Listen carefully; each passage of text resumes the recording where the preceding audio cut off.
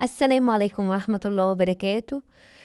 اللهم صل وسلم وبارك على سيدنا محمد وعلى آله وصحبه وسلم. ازيكم يا حبايب قلبي؟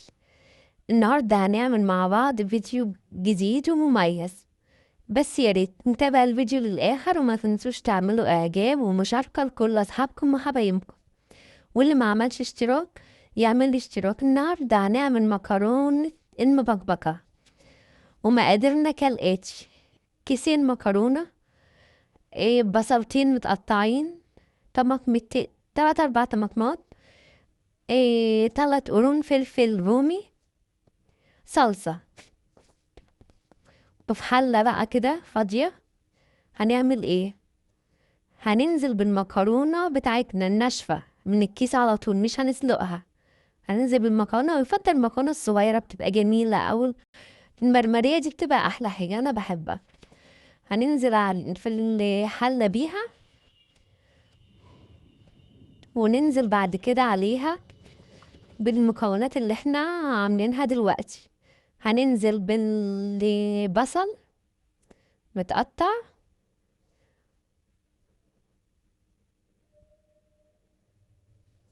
ومعاه الطماطم ننزل بيها، دول 3 4 طماطمات كده ننزل بيهم، ومعاهم الفلفل الرومي.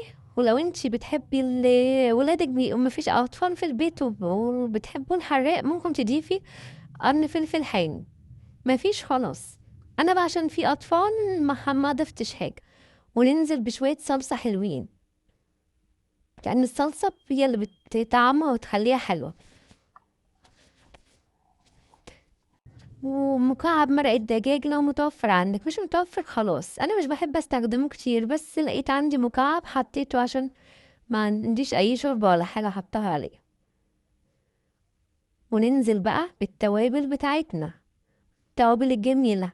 نبدأ بالملح، وهنحط كمان فلفل اسمر، والسبع بهارات، وشوية بابريكا، وكمون. ده الكمون ده اساسي طبعا، انتوا عارفين ان انا بحب الكمون في كل اكلاتي، فالكمون اساسي. نحط معلقتين 7 بهارات، ونحط شوية فلفل حلوين، وشوية بابريكا حلوين. عندك بقى كزبرة ناشفة حطي، عندك أي توابل عندك حطي. هي المبكبكة بتحب أي توابل، كل التوابل اللي عندك حطي منها. عندك جوز الطيب حطي رشة، عندك أي حاجة حطي. التوابل دي اللي بتطعمها وتخلي طعمها جميل. وأنا كنت بغلي مية، مجهزة مية بغليها، هنزيد بقى بيها المكرونة. نحط شوية زيت، ده انا نسيت اقولكوا الزيت اهم حاجة. نحط شوية زيت حلوين عشان يخلوها مفرفرة وحلو. ان طبعا بقى دي ولا تسبيك ولا اي حاجة، ده كل حاجة على بعضها. ننزل بالمية المغلية عليها، ونزود كمية المية شوية، لان المبكبكة بتحب يبقى الصوص بتاعها فيها صوص كده معاها. الصوص ده بيخلي طعمها حلو، والولاد طبعا الاطفال بيحبوه، الكبار كمان، احنا عامة بقينا نحبها كمان. ما نقلبهاش، نغطيها وما نقلبهاش، نسيب كل حاجة كده، قبل ما تغلي نبقى نقلبها شوية كده وهنفتح عليها. بصوا، نبدأ بقى نقلب. بصوا الصوص بتاعها أحمر وجميل ازاي، جميلة بجد. بصوا الألوان كلها مع بعضها تحفة، الأخضر مع الأحمر مع الأبيض، جميلة جميلة بجد. بألف هنا وشفا يا حبايبي اللي ياكل. ونحط بقى فصين توم بعد ما تبدأ تغلي، نبقى دقينهم كده فصين 3، ندقهم ونحطهم عشان الريحة بتاعتها هتخليها ريحتها تحفة. بجد التوم مع المكرونة بيخلي ريحتها جميلة قوي. جربوا الوصفة دي والله هتعجبكم قوي. في الغدا، في العشاء بالليل، جعانين ولاد تومي تعمليها لهم، هتعجبهم بجد قوي. بص بقى، هي شربت جزء كبير من الصوص. احنا بقى مش هنطفي عليها بدري شوية، يعني 90% سوا، لأن لما بتسيبوها شوية بتستوي مع الصوص بتاعها، فعشان ما تبقاش معجنة ادفع على 90% كده. نبدأ بقى نغرفها. قمت طفيت عليها وغرفتها في الأطباق بتاعتنا الجميلة. غرفت بقى، الولاد كانوا أصلا واقفين مستنيين تخلص عشان ياكلوا. غرفت لكل واحد طبق. عندك بقى بانيه، حمري بانيه جنبيها.